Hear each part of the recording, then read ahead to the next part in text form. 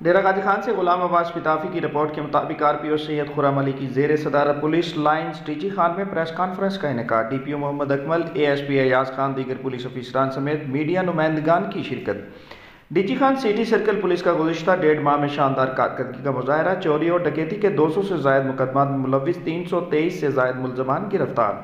1.5 ماہ میں 1 کروڑ 39 لاکھ روپے نقد رقم سمیت کل 3 کروڑ روپے مالیاتی کا مال مسروقہ برآمد کر لیا۔ منشیات کے 26 مقدمات درج کر کے 57 کلو چرس، 500 گرام آئس، 10 کلو بھنگ برآمد کر لی۔ شراب کے 41 مقدمات درج کر کے 184 بوتلیں اور 469 لیٹر شراب برآمد کی گئی۔ اسلحہ ناجائز کے 79 مقدمات درج کر کے 10 کلاشنکوف، 73 پسٹل و ریوالور سمیت 5807 گولیاں و کارتوس برآمد کیے۔ 1.5 ماہ میں اشتہاری مجرمان کے خلاف کریک ڈاؤن میں 120 سے زائد اشتہاری گرفتار کیے گئے۔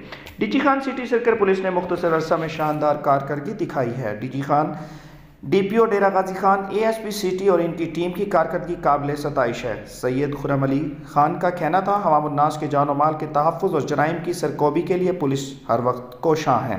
جرائم کے خاتمہ کے لیے مؤثر حکمت عملی کے تحت کریک ڈاؤن کا سلسلہ جاری رہے گا۔